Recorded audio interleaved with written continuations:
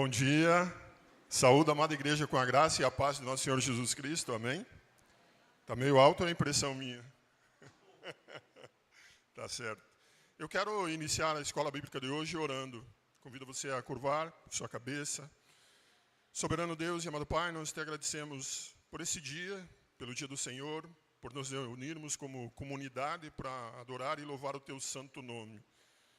Te peço nesse momento, Senhor, que o Senhor prepare os nossos corações, que o Senhor prepare o nosso espírito para aprender mais de Ti, para viver de acordo com a Tua palavra. É no nome santo de Cristo Jesus que eu te oro. Amém.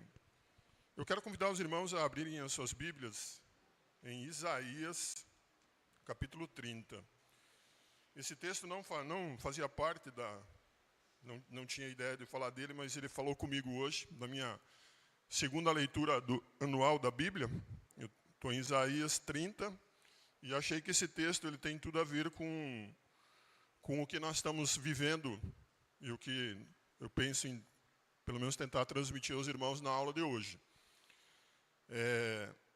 Também quero avisar os irmãos que eu passei os slides aí, principalmente para a ala que fica coberta aí, está no grupo da igreja. Aí talvez aqui também não dê para acompanhar. Quem quiser está no grupo da igreja. Então, Isaías 30, nós vamos ler o versículo 1, o versículo 10 e o versículo 11.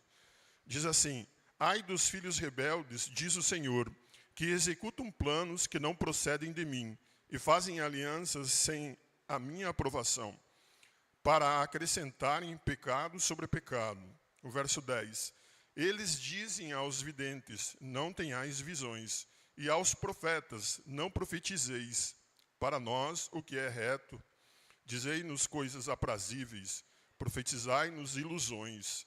Desviai-vos do caminho, apartai-vos da vereda, não vos faleis mais do Santo de Israel. Hoje a gente vai conversar sobre ouvindo sermões e praticando e participando das reuniões de oração.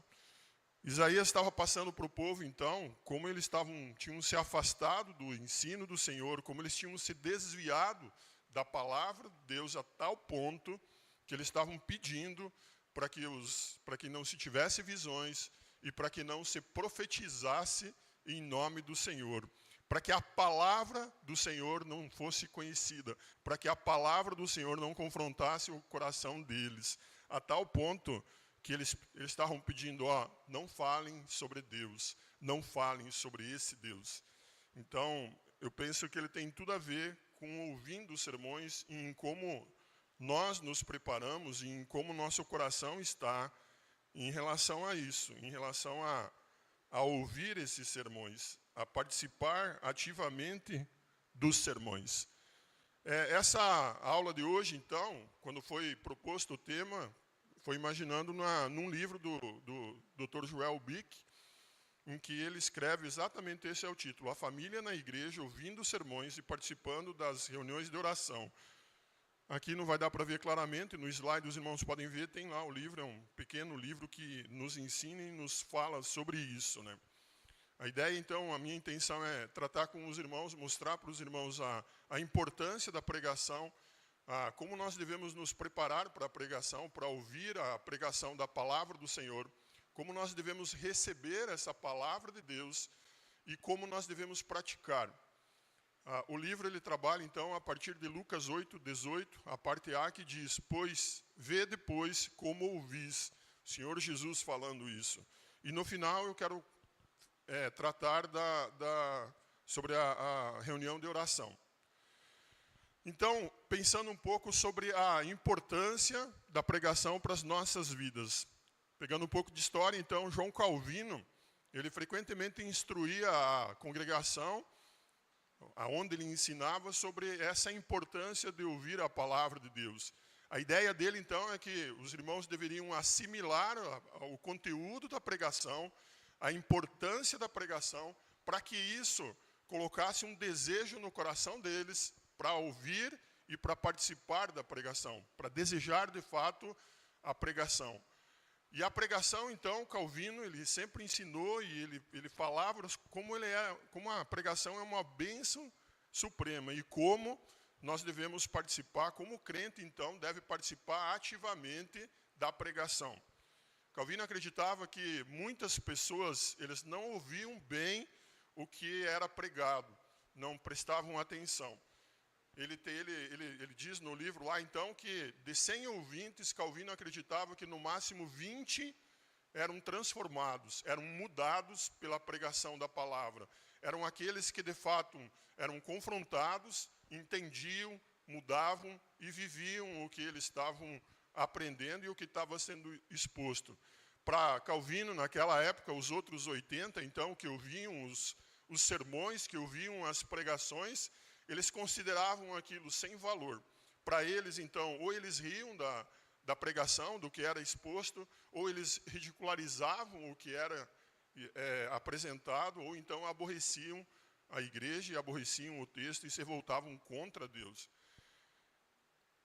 Calvino, então, ele acreditava que o ouvir adequado à pregação, ela deve ter como princípio o autorrespeito que tem-se pela própria pregação. É ter em mente que a pregação, então, ela é o instrumento pelo qual Deus usa para salvar pessoas, para transformar pessoas e para abençoar pessoas. E o Espírito, então, o Espírito de Deus usa a pregação de forma externa, porque ela é pregada externamente, mas para agir e para transformar o coração daqueles que ouvem. Os puritanos, eles também tinham um alto respeito pela pregação. Para eles, a pregação era extremamente importante. Eles liam muito, eles investigavam muito, eles pregavam muito, ouviam e cantavam a palavra de Deus. E para eles isso era grande deleite. Eles buscavam sempre usar o poder aplicador do Espírito Santo. Para eles, tudo tinha que ter o Espírito Santo aplicando nas suas vidas e na maneira do seu viver. Os puritanos, eles consideravam os 66 livros da Bíblia como uma biblioteca do Espírito Santo. É por onde o Espírito Santo trabalha nas nossas vidas e por onde aprendemos mais sobre Deus. Os puritanos, eles consideravam, então, o momento da pregação, o momento em que a palavra de Deus ia ser exposta, o momento em que iam ouvir a palavra de Deus no culto, como de fato Deus falando ao seu povo, como de fato sendo as palavras de Deus transmitidas à congregação, como Deus estando presente lá e trazendo ao povo a sua palavra, a sua verdade, a sua maneira de vir, a sua direção e a sua orientação. Preparando-se para a palavra pregada. Aqui a ideia são conselhos de como nós devemos nos preparar para um sermão, como devemos vir para o culto preparados para ouvir a palavra de Deus.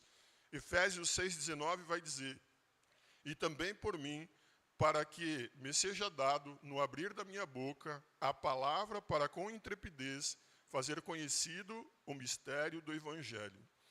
Então, o primeiro conselho que o Dr. Joel Bick dá é: antes de chegar à casa de Deus para ouvir a sua palavra, prepare-se e também a sua família com oração. Os puritanos, então, ele conta que os puritanos, eles consideravam que a oração era a maneira que nós deveríamos vestir os nossos corpos e as nossas almas para participar do sermão. E não só isso, eles insistiam, então, em que deveria ser orar pelas crianças, orar pelos adolescentes, orar pelos idosos, orar por você mesmo, lembrando que o quão real é o perigo de que não ouçamos bem. Muitas vezes nós estamos no culto, muitas vezes nós estamos na pregação, mas não estamos ouvindo a pregação, não estamos ouvindo Deus falar conosco. Orar também, principalmente, pedindo para que Deus conceda concentração, para que a palavra ela tenha livre curso no coração, para que seja acompanhada de luz e poder e graça, o que de fato nós sabemos que a palavra de Deus é. Então, antes de chegar ao culto, antes de chegar à pregação, tudo isso deveria ser feito, e era feito pelos puritanos e pela igreja primitiva. Orar como um pecador que precisa está necessitando de limpeza e de purificação. porque só a palavra de Deus tem poder para limpar e para purificar. Agarrar-se a Cristo pelo poder purificador do seu sangue, pelo poder transformador do sangue de Cristo em nossas vidas. Orar verdadeiramente para que tenhamos comunhão com Deus, para que o momento da pregação, ela de fato seja um momento em que tenhamos plena comunhão com Deus, com a nossa mente e com a nossa alma, estarmos totalmente ligados ao nosso Deus. O segundo conselho que ele dá é vir com um apetite sincero pela palavra. 1 Pedro 2:2 diz: desejai ardentemente como crianças recém-nascidas o genuíno leite espiritual, para que, por ele, vos seja dado crescimento para a salvação.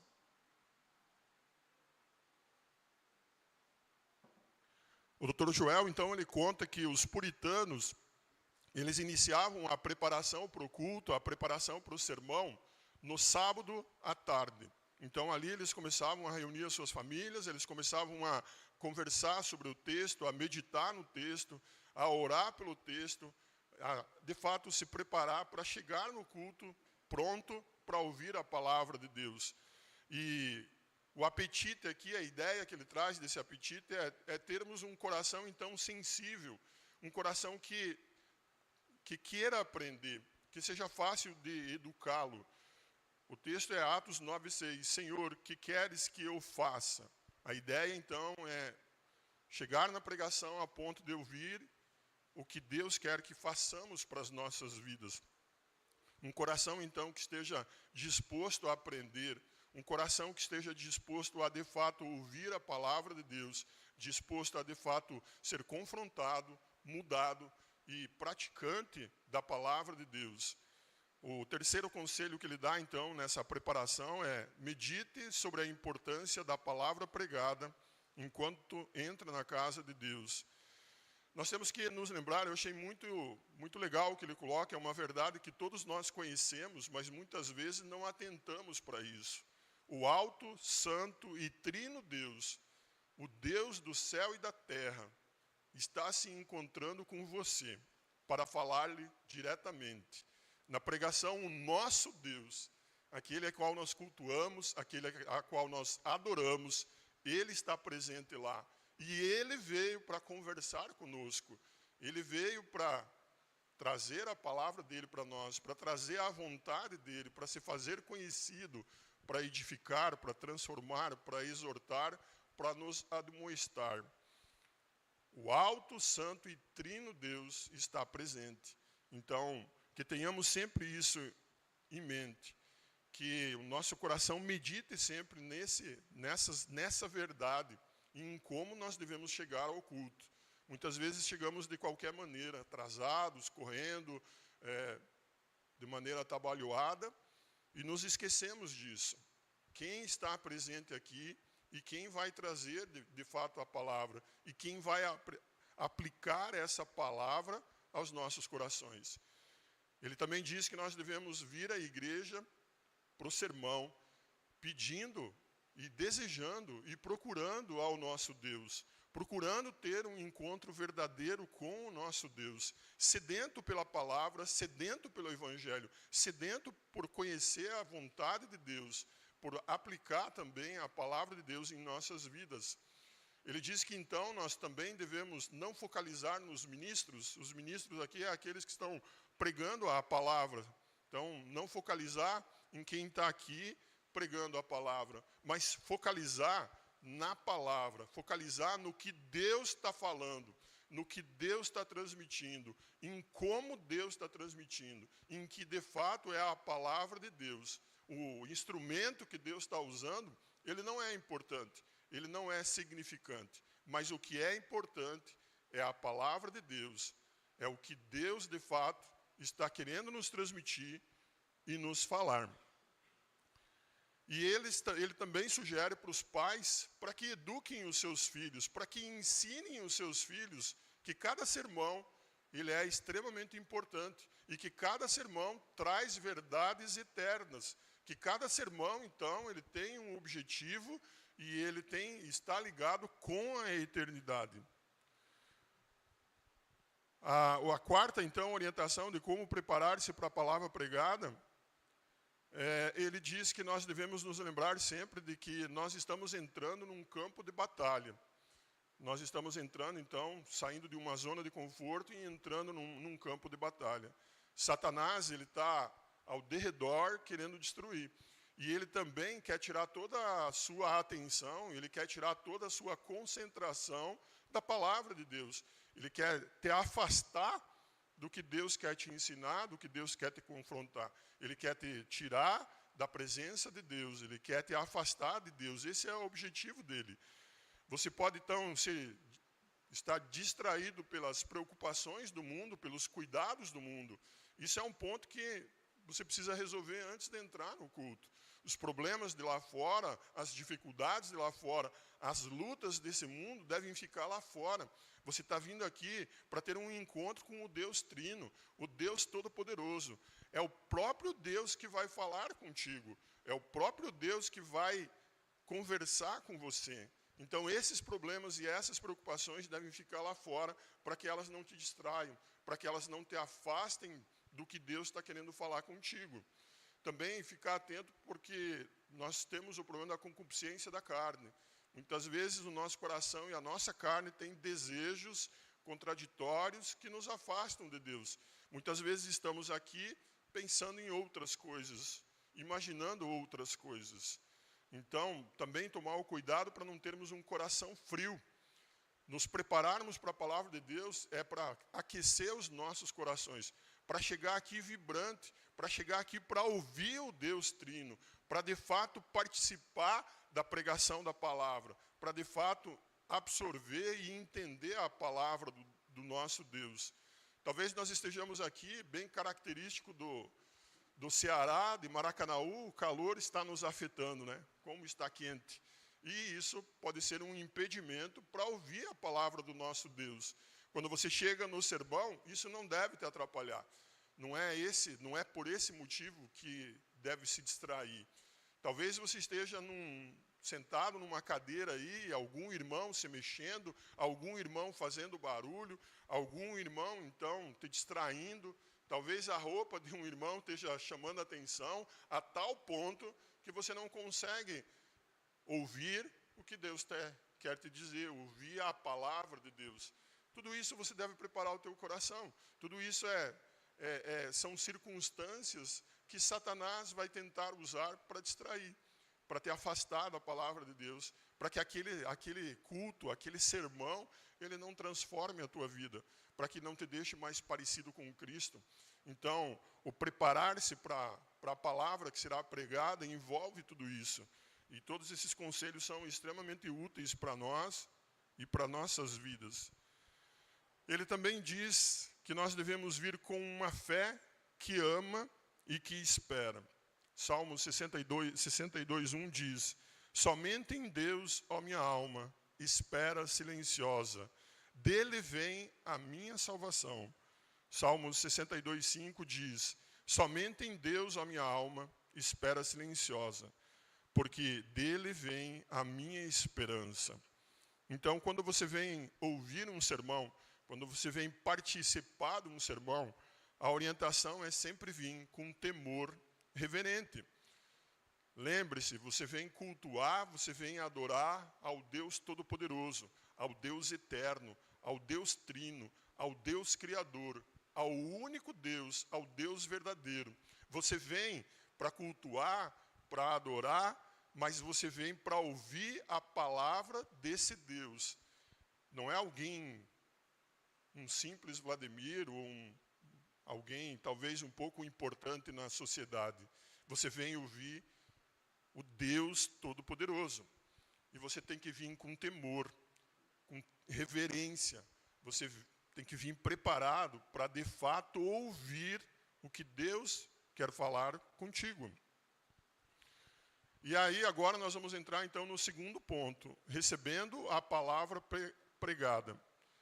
O rei Tiago II, o rei da Inglaterra, ele perseguia os cristãos, ele perseguia aqueles que defendiam o verdadeiro evangelho, e ele combatia, então, na época dele, os puritanos. E nessa época, ele escreveu, então, lá na Inglaterra, a igreja ela era controlada pelo Estado, e ele emitiu um decreto, então, e esse decreto foi enviado a todos os ministros de todas as igrejas, de todas as congregações. Esses ministros eles eram subordinados ao Estado, então eles tinham que seguir a orientação do rei também. E aí, como ele se opunha, então, ele escreve esse decreto, e esse decreto combate principalmente a pregação do Evangelho, a pregação da palavra e os puritanos, o modelo de vida que os puritanos tinham, a forma que os puritanos encaravam a palavra de Deus e como eles viviam a palavra de Deus. E aí um dos pregadores que recebeu esse decreto, ele sabia que ele era obrigado, então, a ler o decreto, a apresentar, e por lei ele era obrigado a apresentar aquele decreto para a comunidade. Ele tinha que ler. Aí ele começa, então, dizendo que ele era obrigado a ler. Ele não tinha escapatória, ele era obrigado a ler. Mas a congregação não era obrigada e não precisava ouvir aquilo que ele estava lendo. E aí, então, a congregação ela resolveu sair do templo, para que ele pudesse ler o decreto. Então, toda a congregação saiu do templo, e esse pregador puritano, então, ele leu o decreto lá para um templo vazio. Os irmãos estavam fora do templo, os irmãos não ouviram, e ele cumpriu, então, com a obrigação dele de ler o decreto do rei. O ponto da história é que muitos sermões para nós eles são indiferentes. Para muitos irmãos que vêm ao culto, que vêm aqui se reunir como igreja, mas eles não estão compelidos, eles não estão preparados para ouvir esse sermão, para escutar de fato a palavra de Deus. Eles estão fisicamente ali, mas eles não estão ouvindo. Por outro lado, também, muitos pregadores, eles vêm a pregar a palavra de Deus, mas eles estão, então, ensinando como se estivessem com bancos vazios. Eles estão pregando a palavra, não como deveriam, mas como se a igreja estivesse plenamente vazia. Então, como nós devemos ouvir, como nós devemos receber a palavra de Deus? Ouvir com uma consciência compreensiva. Nós temos a parábola do semeador, Mateus 13, 3 a 23, Marcos 4, 1 a 20 e Lucas 8, 4 a 15. Os irmãos devem lembrar claramente que são 4 solos, né? Então, esses 4 solos podem representar o momento em que nós estamos vivendo e como nós estamos vivendo. Podem representar como nós estamos ouvindo os sermões.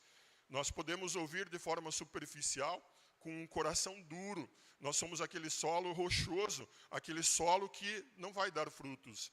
A semente é lançada, a palavra é pregada, mas ela não tem nenhum efeito. Ela encontra um solo duro, rochoso e não sedento pela palavra.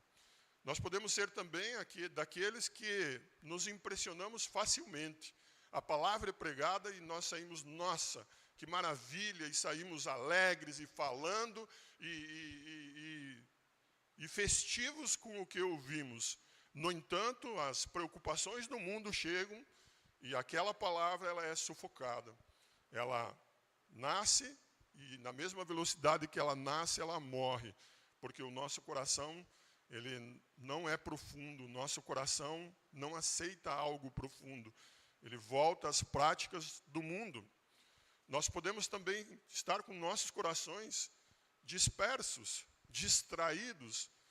E assim como a parábola fala, então, a semente é lançada, mas ela cresce junto com espinhos, e as dificuldades vêm e sufocam e matam a verdade, matam a palavra, e o nosso coração não aceita essa palavra. Ou nós chegamos aqui como o último solo, né? Um solo que de fato foi preparado, um solo que de fato está precisando e pronto para receber aquela semente. Um solo, então, em que o nosso coração vai chegar sedento pela palavra de Deus, vai chegar sedento por ouvir a Deus, aquela palavra ela vai encontrar lugar no nosso coração. Ela vai confrontar a maneira que vivemos. Ela vai confrontar como estamos caminhando. Ela vai nos mostrar mais sobre Deus. Ela vai nos fazer amar mais a Deus. Ela vai frutificar nos nossos corações. O segundo conselho que ele dá para receber a palavra pregada é: ouça atentamente a palavra pregada. Lucas 19:48 diz: e não achavam meio de o fazer, porque todo o povo pendia para ele, escutando-o. Então o Senhor Jesus estava lá, o Senhor Jesus estava falando, e todo mundo estava atento, todo mundo estava prestando atenção no que o Senhor Jesus estava falando. Nós, quando viemos ao culto, ouvir um sermão, Deus está falando com nós. O Senhor Jesus, ele está conversando conosco, assim como estava fisicamente conversando quando ele habitou aqui, por meio da sua palavra, por meio da pregação, o Senhor Jesus está conversando conosco. Então, devemos receber a palavra de Deus, devemos receber a palavra do nosso Cristo com toda a atenção, com todo o zelo, com toda a concentração. E isso envolve, então, afastar de nossa mente todos os pensamentos que divagam. Tudo que nos perturba, tudo que nos distrai, deve estar distante da nossa mente. Nós devemos estar concentrados em ouvir o que Deus está falando conosco, como Deus está falando conosco, como Deus está se revelando para nós. E afastar, então, toda a sonolência que temos, todo o entorpecimento do nosso coração. Então, chegar aqui com um coração disposto a ouvir, preparado, com toda a atenção, com toda a concentração, para ouvir o nosso Deus Todo-Poderoso. Considerar todos os sermões que nós vamos ouvir, considerar todas as pregações que nós vamos ouvir, como um assunto de vida ou morte, porque de fato é. Tantos não salvos precisam ouvir o Evangelho, mas nós como cristãos, nós como transformados, nós como crentes, precisamos também a todo tempo da palavra de Deus, precisamos de todo tempo de toda a orientação de Deus, de todo o ensino de Deus, de todo o confronto que a palavra nos traz. Deuteronômio 32:47 diz: porque esta palavra não vos é vã, antes é a vossa vida. E por essa mesma palavra prolongareis os dias na terra, a qual, passando o Jordão, ides e possuir. Assim como era para os israelitas, a palavra de Deus ela é extremamente importante para nós e para a nossa caminhada. E sobre isso ele diz também que nós não devemos ouvir sermões apenas como espectadores, mas como participantes. Aqui, talvez você se pergunte, né, mas como que eu vou participar do sermão se é o pastor? Como que eu vou participar da pregação se é o pastor que está pregando? A ideia, o conceito é, você vai se preparar antes de vir para a pregação e você vai estar com o teu coração pronto para ouvir a palavra de Deus, para entender a palavra de Deus, para compreender a palavra de Deus e principalmente para praticar a palavra de Deus. Então, onde ela diz que você deve mudar, você vai mudar. Onde ela diz que você deve crescer, você vai crescer. Aonde ela vai te apresentar mais a Deus, você vai adorar mais a Deus, você vai louvar mais a Deus, você vai conhecer mais a Deus. Um sermão, então, não termina aqui quando ele é pregado. Um sermão, ele começa aqui quando ele é pregado.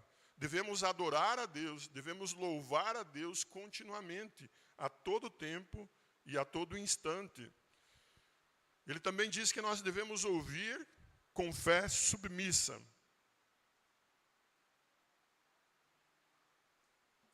Tiago 1:21 diz: por isso, rejeitando toda a imundícia e superfluidade de malícia, recebei com mansidão a palavra em vós enxertada, a qual pode salvar as vossas almas.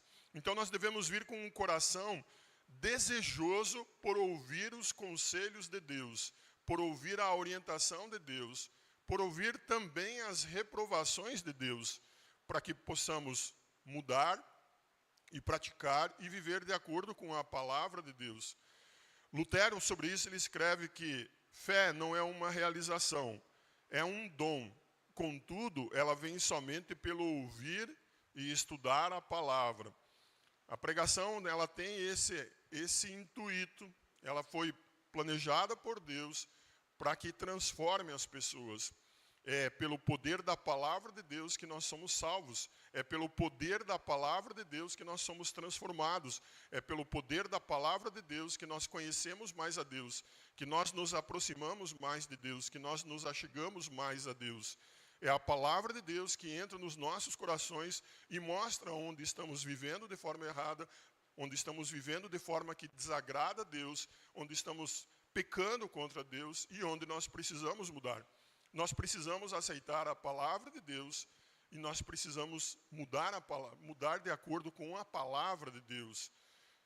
Aceitar as reprovações e as reprimendas de Deus para as nossas vidas. Nós somos miseráveis pecadores e nós precisamos, então, ouvir a palavra de Deus de forma atenta. E a fé, ela é o principal ingrediente quando se ouve um sermão. Você ter a fé, então, na palavra, a fé de que Deus vai transformar, a fé de que, de fato, você está ouvindo ao Deus Trino. Buscar sempre a graça do nosso Deus, pedir, orar, clamar a Deus para que Ele dê a graça, para que Ele nos dê entendimento e para que, de fato, essa palavra seja aplicada totalmente aos nossos corações e à maneira que nós vivemos. Outra orientação dele é ouvir com humildade e sério autoexame. Isaías 66:2 diz: porque a minha mão fez todas essas coisas, e assim todas elas foram feitas, diz o Senhor. Mas para esse olharei, para o pobre e abatido de espírito, o que treme da minha palavra. Aí é aquela questão, a pergunta que nós devemos fazer: de fato nós nos agradamos da palavra de Deus? De fato, quando nós ouvimos os sermões, nos agradamos do que Deus tem falado? Aquilo é bom para nós? Aquilo edifica, aquilo nos transforma, aquilo nos admoesta, aquilo nos exorta? Porque muitas vezes nós ouvimos os conselhos de Deus, nós ouvimos Deus dizendo claramente onde nós devemos mudar e como nós devemos mudar. No entanto, parece que não é para nós. Parece que é para o irmão que está lá. Nossa, que beleza, que essa pregação, aquele irmão lá deve estar sendo confrontado, aquele irmão precisaria estar ouvindo, ele não está aqui hoje, mas ele precisaria estar ouvindo essa pregação.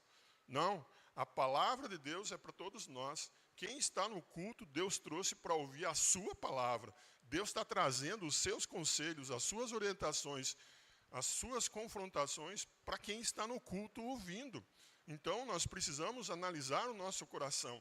Nós precisamos, de fato, olhar para a palavra de Deus com humildade e analisando o nosso coração. Quem somos nós, miseráveis pecadores? Quem somos nós? Não somos melhores do que ninguém. Ninguém precisa ouvir mais a palavra do que Deus, do que nós mesmos. Ninguém precisa ouvir mais os conselhos do próprio Deus do que nós mesmos. Então, humildade. A palavra de Deus é para nós. Prepare o teu coração para isso. Quando eu estou ouvindo a pregação, então eu me preocupo com o que essa palavra está fazendo para mim, o que ela está dizendo para mim, como ela está transformando o meu coração, como ela está mudando o meu coração ou não. Examinar o nosso coração, examinar o nosso coração em relação ao que Deus está nos falando, como Ele está nos falando. Quando um médico, então, ele vai prescrever os remédios, aqui eu imagino que a doutora Raabe é muito consultada por nós, né? Muitos irmãos consultam ela, temos o privilégio de ter uma doutora. Então, quando a doutora Raabe vai falar, eu tenho certeza que todos vão estar atentos, quem foi pedir o conselho, né? Vai estar atento ao que a doutora Raabe vai estar falando. Olha, você tem que tomar o remédio assim, esse remédio você tem que tomar tal hora, você tem que tomar em jejum. Não, ela vai dar toda a prescrição de como você vai tomar esse remédio. de como esse remédio, então, ele vai te curar se você seguir todos os requisitos que ela colocou. Quando você vem ouvir a palavra de Deus, quando você vem ouvir o Deus Todo-Poderoso, Ele dá um monte de orientações para a tua vida. Ele te ensina, Ele te exorta, Ele te admoesta como você deve viver. E como você deve viver para que você tenha uma vida eterna. E por que que é mais fácil ouvir os conselhos ou as orientações da doutora Raabe e não aceitarmos as confrontações e as exortações do nosso médico espiritual? Porque não ouvimos a Deus com a mesma atenção? Porque não cumprimos o que a palavra demanda com a mesma orientação e com o mesmo cuidado? Porque que o nosso corpo é mais importante do que a nossa alma, mais importante do que a nossa eternidade? Então, quando nós vamos ouvir, analisar sempre o nosso coração, como estamos. E aí ele vai para uma fase agora de praticando a palavra. O primeiro conselho é: esforce-se para reter e ore pelo que você ouviu. Hebreus 2:1 diz: portanto, convém-nos atentar com mais diligência para as coisas que já temos ouvido, para que em tempo algum nos desviemos dela. Thomas Watson diz que, ele é um puritano, pastor puritano, diz que nossas lembranças deveriam ser como a caixa da arca. A arca, nós sabemos que a lei foi depositada dentro da arca. Então, as nossas lembranças, os nossos pensamentos, o que nós de fato retemos, deveria ser como a arca. Guardar toda a lei do Senhor, guardar todos os ensinamentos do nosso Deus. E para isso, talvez, nós possamos desenvolver alguns métodos. Talvez te ajude a lembrar dos sermões anotando na tua Bíblia ou anotando num caderno. Talvez você não prefira fazer isso para não perder a concentração, porque você pode perder a linha mestre do ensino. Então, talvez você fazendo grifos, talvez você depois em casa, você fazendo um resumo, uma sinopse do que você aprendeu. Enfim, ele sugere e ele diz que nós devemos desenvolver métodos para, de fato, termos guardado esses sermões, para, de fato, termos guardado a palavra de Deus em nossa mente e em nossos corações. Talvez memorizando diversas formas para isso. E, principalmente, e tão importante quanto, orar pelos sermões que ouvimos, orar por aquilo que nós ouvimos, orar pela palavra que foi pregada e semeada. Ele diz também que nós devemos nos familiarizar com as verdades que ouvimos. Provérbios 27:17 diz: como o ferro com o ferro se aguça, assim o homem afia o rosto do seu amigo. Qual é a ideia aqui? A ideia é que nós devemos conversar com os nossos irmãos, conversar com todos eles a respeito do que foi ouvido. Conversar com nossos familiares a respeito do que a pregação diz, do que o texto fala. Compartilhar, então, com esses irmãos, compartilhar, então, com esses familiares, o que o texto falou, o que Deus falou para você. Quais foram as admoestações, quais foram as exortações que a palavra de Deus trouxe para você. Como isso impactou na tua vida, como isso mudou a tua vida, como você passou a praticar aquilo que você aprendeu. Isso vai animar, isso vai encorajar a todos a ter uma amizade mais profunda, uma amizade mais sincera e se aprofundar cada vez mais na palavra de Deus e que ela vai transformar, de fato, o nosso viver. O conselho que ele diz é: não se envolva em conversas frívolas e mundanas após o sermão. Ao invés disso, fale sobre a Bíblia, sobre Cristo, a alma e o mundo vindouro, e como é aplicado o sermão ouvido.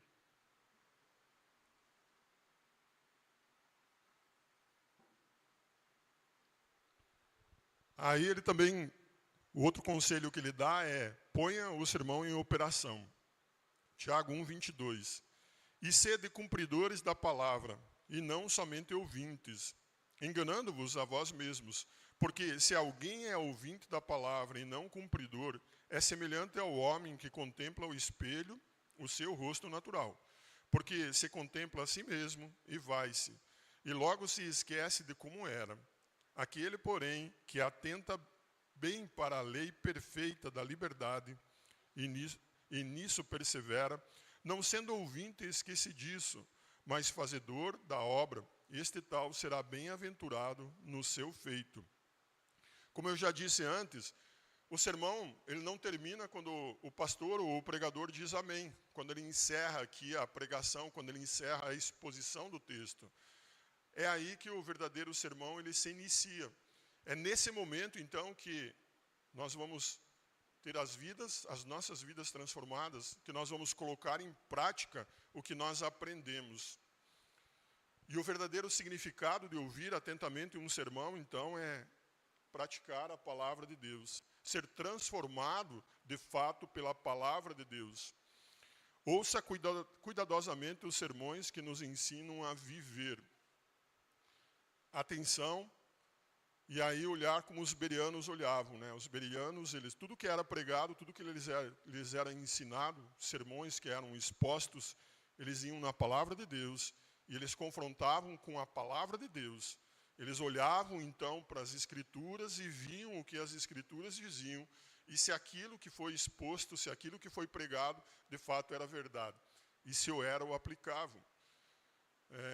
Pergunte-se então como você vai colocar em prática tudo o que você aprendeu no sermão. Como que aquele sermão e como que você vai fazer para aplicá-lo em sua vida. Pergunte-se também como que você vai evitar pecados. Você ouviu todo aquele sermão, você ouviu toda a pregação. Pergunte-se então, como que eu me desvio do pecado? Outro conselho que ele dá é, peça conselho aos mais velhos, aos cristãos mais experientes. Então, às vezes, pode acontecer que o sermão ou a exposição não ficou totalmente clara para você. Esse é um momento, então, que você deve conversar com outros irmãos, com irmãos talvez mais maduros, como viver esse cristianismo. O que aquela palavra quis dizer, o que aquela palavra transformou. Talvez, como eu falei antes, quando você conversar com os irmãos, você vai esclarecer tudo, você vai tirar todas as suas dúvidas. Normalmente nós temos o hábito do pregador, ele fica lá à porta, agora é difícil porque um lado não tem porta, né? Mas o pregador ele fica lá justamente, não só para cumprimentar os irmãos, mas que talvez você possa dizer para ele, ei, eu fiquei com uma dúvida, depois eu quero conversar contigo sobre isso. Eu preciso que você me esclareça um ponto, depois tira um minutinho do teu dia aí para conversar comigo sobre isso. Esclareça, tire dúvidas. Tenha esse hábito, então, de conversar com os irmãos, de desenvolver um relacionamento baseado na palavra de Deus e baseado nos ensinos do Senhor. Ele também diz que nós devemos agradecer a Deus por tudo o que recebemos. Então, todo sermão pregado, toda palavra que é ensinada, ela vem do próprio Deus. Dê graças a Deus por isso. Louve a Deus por isso. Pratique o que é ensinado e coloque em prática todas as instruções que Deus te deu. E ele também coloca, apoie-se no Espírito Santo. Então, tudo que fazemos deve ser apoiado no poder transformador do Espírito Santo. Então, pedir, orar a Deus para que a palavra de Deus, quando pregada, ela de fato, ela encontre morada no nosso coração, para que de fato ela seja uma bênção eficaz nos nossos corações, que ela transforme os nossos corações, que de fato ela seja uma bênção em nossas vidas. Finalizada essa parte sobre os sermões, eu quero falar um pouco agora sobre a necessidade de reuniões de oração. Então, por que é importante nós participarmos de reuniões de oração, pensando aqui de forma corporativa. Quando eu falo de forma corporativa, é reuniões de oração em que toda a igreja está participando. O Charles Spurgeon, então, ele escreve dizendo que nós jamais veremos um avivamento se não encararmos de uma forma real o poder transformador da oração. Então, as nossas igrejas precisam entender e compreender isso e ter em alta estima, em alta consideração, a reunião de oração. Muitas vezes a reunião de oração ela é tratada como secundária. Charles Spurgeon diz, para ver o poder transformador, para ver o poder do avivamento, nós precisamos dessas reuniões de oração corporativas. Então, quando ele está falando das reuniões corporativas, eu já disse, né, ele está falando em que toda a congregação ela se une em oração. A igreja toda ela está reunida para orar e buscar o nosso Deus. Ele diz que, sem de fato olhar para a reunião de oração, a importância dela, nós não viveremos um avivamento e não viveremos então uma reforma, um crescimento da nossa igreja. Eles tinham o costume, na época deles, em que eles tinham reuniões diárias de pregação e reuniões diárias de oração. Eu até nem sabia disso, mas ele fala de realmente surpreendente o reavivamento na Coreia. O reavivamento que ocorreu na Coreia, ele foi por conta, atribuído ao fato de que os cristãos lá, durante todos os dias, ou os 365 dias do ano, eles se reuniam para orar. E eles continuam se reunindo. Eles se reuniam às 5 horas da manhã no verão e às 6 horas da manhã no inverno. Toda a igreja reunida, orando corporativamente, coletivamente, buscando a Deus. Alguns versículos que nos incentivam. Gênesis 4, 26. E a Sete também nasceu um filho, e chamou o seu nome Enos. Então se começou a invocar o nome do Senhor. Gênesis 21, 33. E plantou um bosque em Bérseba, e invocou lá o nome do Senhor, Deus eterno. Salmos 4, 1. Ouve-me quando eu clamo, ó Deus da minha justiça.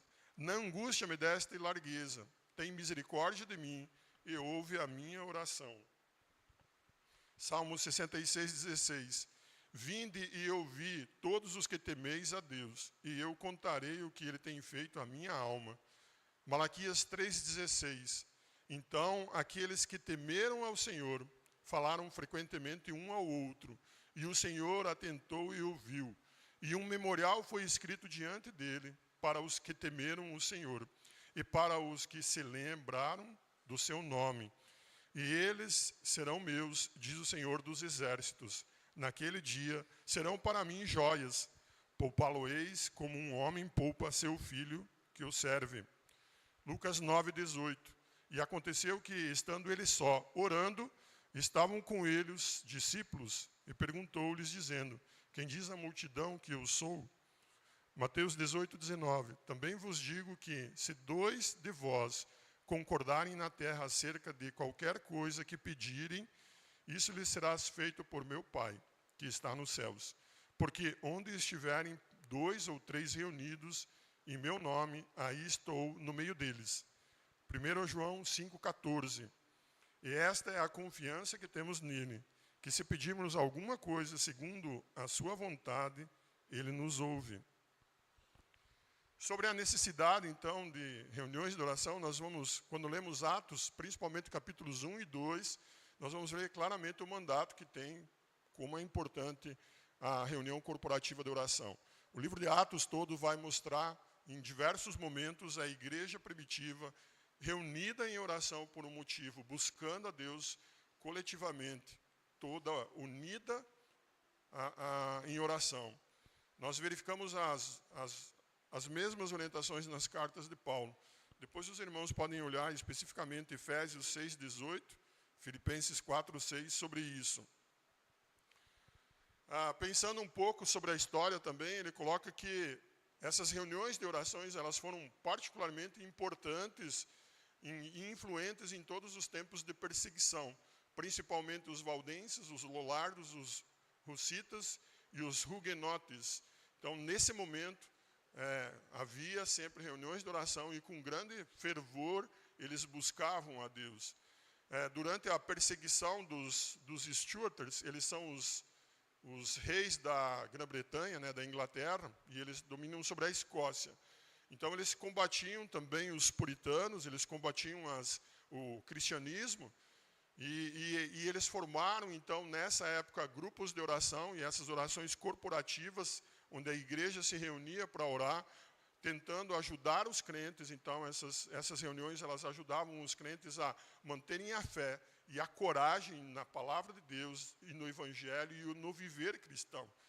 As crianças, então, nesses momentos, elas eram ensinadas também da mesma forma que elas deveriam orar publicamente. As crianças, elas eram convidadas no culto de oração, com toda a igreja, a participar da oração, a orar também, a ter desembaraço na oração, a buscar a Deus em oração.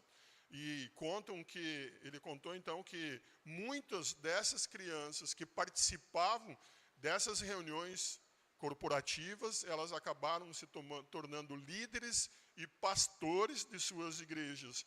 Então, crianças participavam ativamente das orações.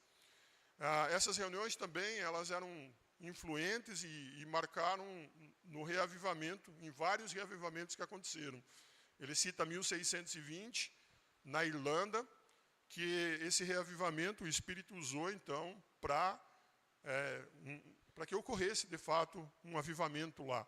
Na Escócia, no século XVIII, também surgiram várias sociedades de oração.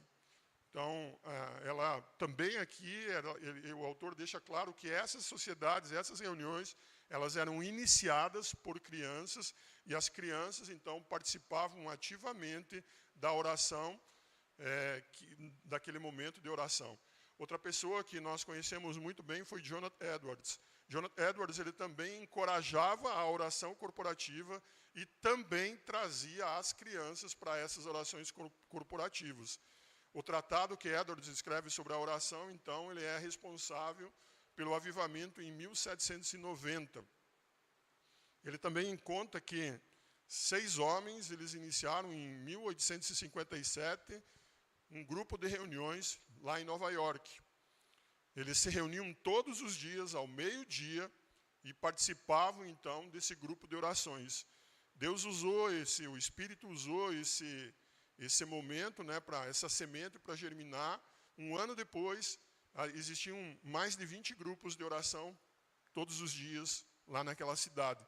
E ela se espalhou a tal forma que ela chegou em Chicago, e ele conta, então, que mais de 2.000 pessoas se reuniam diariamente em oração. E esse movimento, então, iniciado por 6 homens em Nova York, ele se espalha praticamente para todas as principais cidades da América. Charles Spurgeon, ele é conhecido como um grande pregador, né? Ele é considerado o príncipe dos pregadores. Charles Spurgeon, ele organizou, então, reuniões de oração diárias no tabernáculo metropolitano, que era onde ele pregava, que era onde a igreja dele se reunia. As pessoas se reuniam lá, os cristãos se reuniam todos os dias, às 7 da manhã, e também às 19h30. Ele conta que, em determinados momentos, no culto de segunda, na reunião de oração de segunda-feira, às 19h30, tinham mais de 3.000 cristãos em oração coletiva a Deus. Os avivamentos também do século XX foram igualmente inspirados por oração. Deus usou, o Espírito usou esses momentos de oração para transformação e avivamento. Aí ele cita o avivamento galês, em 1904, em Riga, Latávia, em 1934, e ele cita os mais recentes na Romênia e na Coreia, que foram impactados, transformados pela oração corporativa. E aí, para finalizar, então, ele coloca quais seriam os propósitos que nós deveríamos ter nessas reuniões corporativas. O primeiro deles, então, o primeiro propósito dessa reunião de oração corporativa é promover e aumentar o conhecimento acerca das verdades, das ordenanças e das obras de Deus. Aí ele usa 2 textos ali para reforçar isso.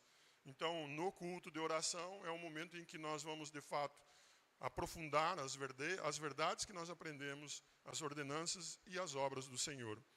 O segundo é expressar e exercer simpatia mútua entre os membros, desenvolver relacionamentos, desenvolver amizades através da oração. O terceiro é provocar e encorajar um ao outro a virtude e a santidade em todos os tipos de conversação. Praticar uns aos outros através da oração. Desenvolver o nosso viver através dessas conversas. Encorajar, então, cada um a caminhar em santidade, a crescer em santidade, a viverem em piedade. O quarto é comunicar uns aos outros os dons e graça para a mútua edificação. Ele vai citar 1 Pedro 4:10 e Efésios 4, do 12 ao 13. A ideia, então, é que vamos usar os nossos dons, nós vamos trabalhar de acordo com a graça do Senhor, de acordo com a dispensação do Senhor, na vida uns dos outros. O quinto seria oferecer aos futuros membros observadores fiéis e amigáveis, conselheiros e exortadores uns aos outros. Quem está chegando à igreja, através dessa reunião de oração, então, ele vai poder ver irmãos que são fiéis, irmãos que podem ajudá-lo na caminhada, irmãos que podem animá-los, irmãos que podem exortá-los, irmãos que podem caminhar com eles, juntando uns aos outros. O outro ponto que ele tem como propósito, então, que os membros possam juntar-se em oração, louvor e exercícios espirituais. Nos achegar cada vez mais ao nosso Deus, tocar cada vez mais no que é eterno, nos unirmos cada vez mais como igreja. Ele também coloca que é o meio de Deus iniciar ou intensificar um avivamento, onde há o clamor do povo, onde o povo se une para clamar a Deus, Deus ouve. E ele usa, então, desses momentos de oração para intensificar, para avivar a igreja, para animar a igreja, para que a glória dele seja conhecida. Outro ponto é para aumentar o compromisso dos cristãos com o reino. Então, estar presente em oração anima, dá mais compromisso nosso para com as coisas do reino, para com as verdades do reino, para praticarmos, de fato, o que Deus está nos ensinando. Orar junto provê um importante lenitivo espiritual numa semana atarefada. Então, qual é a ideia? Às vezes nós nos sufocamos com o mundo, às vezes o mundo, ele nos cansa, ele nos traz distrações, eles nos trazem problemas. E como é bom, né, nós chegarmos, então, num momento de oração, nós podermos compartilhar, nós podemos orar de acordo com a palavra de Deus, nós nos animarmos com o que Deus tem feito na vida dos irmãos, com bênçãos, ou mesmo como Ele tem respondido às nossas orações. Isso vem como um lenitivo nas nossas vidas, na maneira que nós vivemos e na maneira que nós enfrentamos os nossos problemas. Como a oração e como a oração coletiva, então, ela nos ajuda, ela nos melhora, ela nos santifica para enfrentarmos os problemas do mundo. Torna útil a vida espiritual da igreja, bem como dos ministérios. Então, a oração, ela nos traz uma utilidade muito grande. Ela traz uma transformação em todos os nossos ministérios. Ela nos ajuda a crescermos como igreja, ela nos ajuda a crescermos como irmãos, ela nos ajuda a crescermos como cristão. Ela aumenta no crente a centralidade de Cristo. Ela nos diminui e, ao mesmo tempo, ela nos mostra o quanto Cristo é importante para nós, o quanto Cristo é central para as nossas vidas e para o nosso viver. Ela provê educação e oração para toda a igreja. Então, quando nós oramos, muitas vezes nas nossas orações nós usamos versículos, nós parafraseamos versículos. E é um momento, então, que também a palavra de Deus é dita e também aquela palavra ela vem ao nosso coração e ela nos transforma, ela nos ensina, ela nos educa. Ela também tem o poder de melhorar a oração particular. Muitas vezes nós oramos unicamente pelos nossos pedidos. Nós nos ajoelhamos para pedir a Deus pela nossa vida, pela vida dos nossos queridos, pelos nossos problemas. Mas, no entanto, quando nós estamos de fato orando como igreja, quando nos reunimos como igreja, nós percebemos quão grande é a necessidade dos irmãos, da igreja, quão grande é o nosso Deus, quão grande é o mundo ao nosso redor. Como a nossa centralidade não é centralizado em nós, como nós não somos importantes, como Deus, como a igreja, como os irmãos, como tudo é muito mais importante. E isso melhora como nós conversamos com Deus. Isso melhora a nossa conversa com Deus. A nossa oração, então, ela é transformada. A nossa oração individual, aquela que fazemos lá escondido no nosso quarto, ela é transformada por essa reunião de oração corporativa. E para finalizar, então, a reunião de oração, ela demonstra completamente a nossa dependência a Deus. Como nós necessitamos de Deus, como nós precisamos de Deus, como Deus é extremamente importante para nós e como a nossa vida ela deve ser gerida em torno de Deus e para Deus, para a glória de Deus, para a honra de Deus. Então, nós somos miseráveis pecadores e isso nos mostra a oração. E a oração corporativa nos mostra como nós somos pequenos e como, de fato, nós precisamos do nosso Deus. Amém? Vamos orar? Senhor, te agradeço por esse momento em que nós podemos ver essas verdades. Te peço, Deus, que o Senhor transforme os nossos corações, transforme a maneira de viver, que possamos aprender todas elas e principalmente colocar em prática no nosso viver. Viver de acordo com a Tua Palavra, nos prepararmos para ouvir a Tua Palavra, aceitarmos as Suas correções, as Suas edificações, aceitarmos que o Seu conselho é o conselho correto, buscarmos a Tua face em oração, buscarmos como igreja a Ti, ó Pai, em oração, em adoração e em louvor. Nos ajuda a caminharmos e a nos parecermos cada vez mais com Teu Filho amado, Cristo. É no nome santo de Cristo Jesus que eu te oro. Amém.